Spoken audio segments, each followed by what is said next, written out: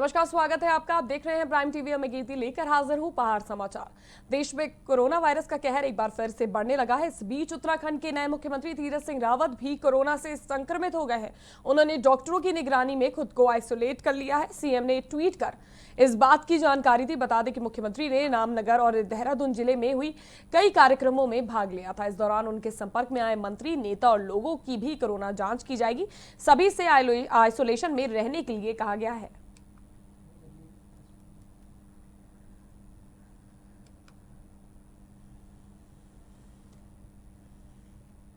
राज्यसभा सांसद अनिल बलूनी हरिद्वार दौरे पहुंचे। इस दौरान उन्होंने कहा कि इस बार महाकुंभ दिव्य और भव्य होगा, लेकिन कोविड गाइडलाइंस का पूरी तरह से पालन कराया जाएगा। साथ ही उत्तराखंड में मुख्यमंत्री का चेहरा बदलने पर कहा कि विधानसभा चुनाव पर इसका कोई प्रभाव नहीं पड़ेगा। वहीं बंगाल और असम चुनाव में अनिल बलूनी ने बीजेपी की सरकार बनने का दावा किया। राज्यसभा सांसद अनिल बलूनी ने आगामी विधानसभा चुनाव को लेकर कहा कि 2022 में भी उत्तराखंड में बीजेपी की सरकार बनेगी। मुख्यमंत्री का चेहरा बदलने से आगामी विधानसभा चुनाव पर कोई प्रभाव नहीं पड़ेगा। देखिए, कुंभ में मैं कल से देख रहा हूँ, मेरी अधिकारियों से भी बात हुई है, मेरे सब यहाँ के सामाजिक लोगों से भी बात हुई है, संतों से भी कुछ लोगों से बात हुई है। कुंभ की जिस तरह से तैयारी चल रही है, मुझे लगता है कि हरिद्वार पूरी तरह से कुंभ के आयोजन के लिए तैयार है। और हरिद्वार में जो सरकारी स्तर के जो काम हैं वह लगभग अच्छे प्रोग्रेस पे हैं और अच्छा कुंभ होगा, बेहतरीन कुंभ होगा, दिव्य और भव्य कुंभ होगा। जो सरकारी गाइडलाइंस हैं उन सबका पालन करके मुझे पूरा विश्वास है ये कुंभ उत्तराखंड के लिए, पूरे हमारे समाज के लिए, उत्तराखंड के लिए, उत्तराखंड की आर्थिकी के लिए और उत्तराखंड के प्रत्येक जनमानस के लिए। ऋषिकेश नगर निगम की बोर्ड बैठक में पार्षदों के बहुमत के बिना ही बजट पास हो गया। दरअसल शहर के विकास कार्यों के लिए नगर निगम में बोर्ड की बैठक आयोजित की गई, जिसमें 40 पार्षदों में से केवल 17 पार्षद ही हिस्सा लिया। उन्होंने कुल पार्षदों की संख्या के आधे से ज्यादा संख्या के बिना ही बजट पास कर दिया गया, जिसको लेकर बैठक में उपस्थित न होने वाले पार्षदों ने नाराजगी जाहिर की।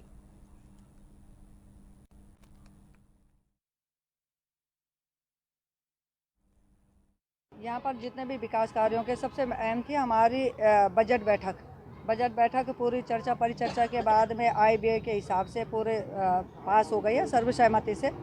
और जो प्रस्ताव आ रखे थे, प्रस्तावों को पढ़ने के जो पार्षद अपने अपने प्रस्ताव सभी ने रखे, वो बोर्ड में निर्माण कार्यों को जो पुराने निर्माण कार्यों में स्वीकृत है और उनमें अभी निर्माण हुआ नहीं, पहली प्राथमिकता में हम उनको लाएंगे जो स्वीकृत है। दो प्रस्ताव हमने जो इस समय के एजेंडे में थे, सभी सम्मानित पार्षदों से आग्रह करा कि बजट की कम उपलब्धता के कारण आप अपने दो प्राथमिकता वाले प्रस्ताव इसमें रखें। जो मेरी जानकारी में है कि 40 सदस्यों का हमारा एक बोर्ड है और उसमें बजट पास करने के लिए टू थर्ड का quorum होना चाहिए और बोर्ड बैठक को चलाने के लिए 50% का quorum होना चाहिए। लेकिन जो आपको भी देखने में रहा हो, क्योंकि सदन में आप लोग उपस्थित रहे होंगे, कि बोर्ड में सदस्यों की संख्या कितनी थी। मुझे लगता है शायद मेरी गिनती में 16 या 17 थी और बोर्ड उसमें बोर्ड नहीं चल सकता। और किन आधारों पर उन्होंने बोर्ड चलाया, इसको लेकर के हम डीएम के पास, कमिश्नर के पास, और जहां तक जरूरत पड़ेगी तो हाई कोर्ट भी हम इसको जाएंगे लेकर के। में प्रावधान है कि अगर जो अध्यक्ष हैं, सदन के अध्यक्ष हैं, उनके द्वारा किसी बोर्ड बैठक को स्थगित किया जाता है और उस स्थगन की सूचना उनको दे दी जाती है। क्योंकि उस दिन जो बैठक हुई थी पिछले 15 तारीख को, तो सारे उसमें पार्षद थे, उनको बता दिया गया था कि ये बैठक जो स्थगित हुआ है तो इसको आज के 21 तारीख जो संडे है आज ये रखा जाएगा। तो उसमें सारे पार्षद सहमत थे। उसमें यह भी व्यवस्था कि अगर उसमें कोई पार्षद नहीं आते हैं तो उसमें फिर बहुमत का कोई औचित्य नहीं रह जाता है। जितने भी लोग उपस्थित हैं उन्हीं के अनुसार कार्रवाई होगी। इसलिए बहादुराबाद में कांग्रेस कार्यकर्ताओं ने किसान प्रदेश उपाध्यक्ष के नेतृत्व में धनौरी के ओबीसी बैंक तिराहे पर केंद्र और राज्य सरकार का पुतला दहन कर विरोध प्रदर्शन किया और साथ ही तीनों कृषि कानून बिल और महंगाई समेत निजीकरण जैसे मुद्दों को लेकर नाराजगी जाहिर की। इस मौके पर संयोजक किसान प्रदेश उपाध्यक्ष नत्थू सिंह ने कहा कि बीजेपी की डबल इंजन की सरकार प्रदेश में पूरी तरह से फेल हो चुकी है। केंद्र सरकार द्वारा पारित 3 कृषि काले कानूनों को लेकर अन्नदाता सड़कों पर है।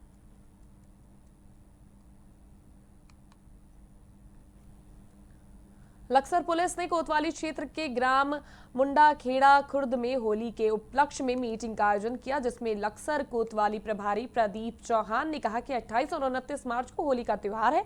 उन्होंने होली में सभी लोगों से प्रेम और सौहार्दपूर्ण तरीके से उसे मनाने की अपील की है। कहा है कि होली का त्योहार रंगों का त्योहार है, भाईचारे का त्योहार है। इस त्योहार को शालीनता और हंसी खुशी के साथ मनाना चाहिए।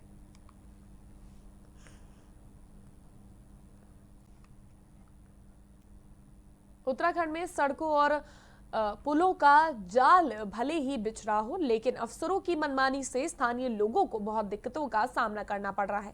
हरिद्वार देहरादून मार्ग पर शांति कुंज से रायवाला तक बना मोतीचूर फ्लाईओवर आसपास के करीब आधा दर्जन से ज्यादा गांवों के लिए मुसीबत का सबब बन गया है। करीब 2 किलोमीटर से ज्यादा लंबे इस फ्लाईओवर में अंदर पास नहीं होने से स्थानीय ग्रामीणों को कई किलोमीटर तक घूमकर आना जाना पड़ रहा है। समस्या के निराकरण के लिए ग्रामीणों ने जब केंद्रीय मंत्री निशंक से गुहार लगाई, उसके बाद मंत्री निशंक ने अफसरों को जमकर फटकार लगाई है। ऐसे कोरोना काल में भी इतना अच्छा उत्सव हो रहा है, ये छोटी बात नहीं है, बहुत बड़ी बात है। वरना नहीं की जा सकती। उस समय सामान्य काल था, इस समय कोरोना काल है और कोरोना काल में भी इन विषम परिस्थितियों में जो व्यवस्थाएं की जा रही हैं वो अपने आप में बहुत अच्छी है। ये भरोसा है कि सभी लोग जागरूक लोग हैं और सभी लोग इस अनुशासन का पालन करेंगे। हमने भी तो कोरोना काल की नीट और जेईई की दुनिया की सबसे बड़ी परीक्षा करवाई, तो जब लोगों ने अनुशासन का पालन किया तो बहुत सफल हुआ। दुनिया का सबसे मसूरी के एक होटल सभागार में अग्रवाल महासभा द्वारा राज्यसभा सांसद नरेश बंसल और कैबिनेट मंत्री गणेश जोशी का स्वागत और सम्मान कार्यक्रम आयोजित किया गया।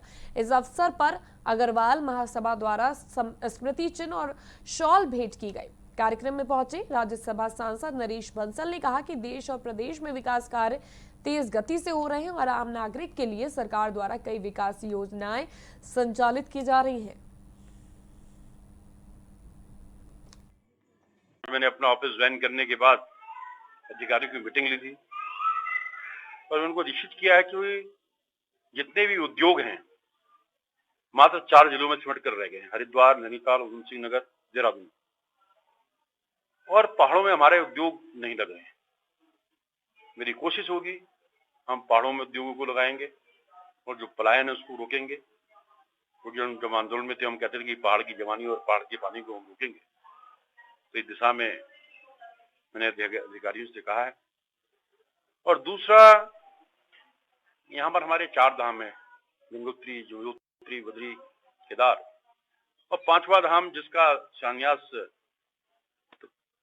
तत्कालीन मुख्यमंत्री जी के साथ मैंने किया था। हम सारे हिंदुस्तान के जितने भी सैन्य स्मारक है उनके अध्ययन करके एक ऐतिहासिक को बनाने यहाँ पर जा रहे हैं, जिसमें थिएटर भी होगा, म्यूजियम भी होगा, लाइट एंड साउंड शो भी होगा, और फर्स्ट वर्ल्ड वॉर से लेके अभी तक जितने गैलेंटी अवार्ड विनर्स हैं उनकी फोटोग्राफ्स, उनका इतिहास उसमें होगा। और जब टूरिस्ट यहाँ पर आएगा, जब 4 धाम की यात्रा का सपना लेकर आता है तो 5वें धाम का भी लेकर आएगा।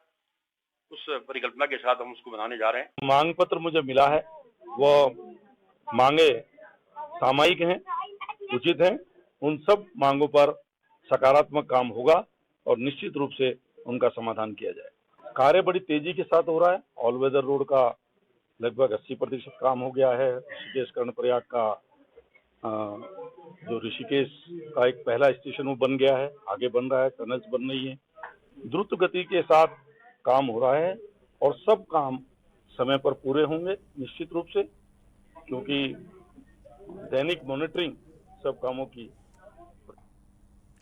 रुद्रप्रयाग में राष्ट्रीय सेवा योजना के सेवकों द्वारा ग्राम पंचायत लवारा उखीमठ में 7 दिवसीय कैंप लगाया गया, जिसमें एनएसएस के छात्रों ने ग्राम पंचायत लवारा के पंचायत भवन की सफाई करके ग्रामीणों को संदेश दिया। बता दें, ग्राम पंचायत लवारा उखीमठ के पंचायत भवन के चारों तरफ झाड़ी और गंदगी थी, जिसे राष्ट्रीय सेवा योजना के छात्रों द्वारा साफ किया गया।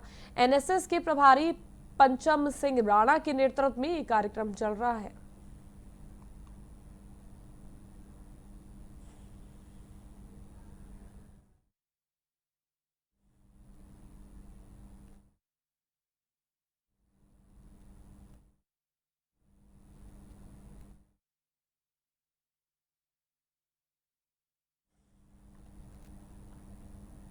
रुद्रप्रयाग में विधायक भरत सिंह चौधरी ने जखोली विकासखंड में सरस्वती शिशु विद्या मंदिर का लोकार्पण किया। इस अवसर पर विद्यालय प्रांगण में पहली बार बसंतोत्सव कार्यक्रम किया गया। आसपास के 15 गांवों की महिलाओं ने, मंगल दलों और कीर्तन मंडलियों ने रंगारंग सांस्कृतिक प्रस्तुतियां देकर लोगों का मन मोहा। विजेता टीम को विधायक भरत चौधरी ने पुरस्कृत भी किया। करके भरी हुई है और उस प्रतिभा को मंच मिल महिला मंगल दलों के प्रतिभागी उस कार्यक्रम में शामिल हुए और बहुत ही शानदार रंगारंग कार्यक्रम उनके द्वारा प्रस्तुत किया गया। और हमारे उत्तराखंड की जो संस्कृति है जो कि बहुत ही समृद्ध है और उसके संरक्षण के लिए मुझे लगता है कि इस तरह के जो कार्यक्रम हैं इनको संरक्षण दिए जाने की आवश्यकता है, इनको प्रोत्साहन दिए जाने की आवश्यकता है। और इसी बात को दृष्टि में रखते हुए हमने ये संकल्प लिया है, हमने ये निर्णय लिया है कि जखोली में बड़े पैमाने पे पूरे विकासखंड के स्तर पे मसूरी में कांग्रेस की प्रदेश महासचिव गोदावरी थापली ने कोरोना काल में अहम भूमिका निभाने वाले पत्रकारों को कोरोना वॉरियर सम्मान से नवाजा। पिक्चर पैलेस के समीप पार्किंग स्थल में होली मिलन और सम्मान समारोह आयोजित किया गया। इस दौरान गोदावरी थापली ने कहा कि कोरोना काल में पत्रकारों ने अपनी जान की परवाह किए बगैर अपनी जिम्मेदारी को निभाया है। सरकार ने पहले पत्रकारों को कोरोना वायरस वॉरियर्स माना, लेकिन बाद में भुला दिया। इस मौके पर कांग्रेसियों ने फूलों की होली खेली और नृत्य किया।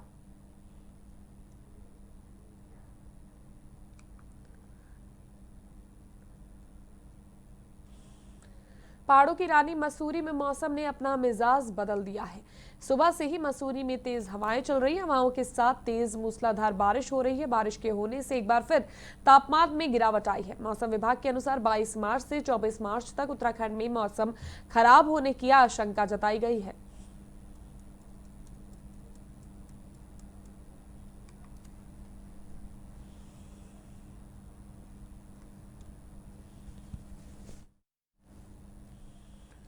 भगवानपुर के डाडली गांव में गुलदार देखने के बाद ग्रामीणों में दहशत का माहौल है। बता दें कि डाडली गांव में पिछले कई दिनों से गुलदार देखे जा रहे हैं, जिसको लेकर ग्रामीणों में दहशत है। गुलदार की दहशत की वजह से किसानों को खेत जाने में भी डर लग रहा है।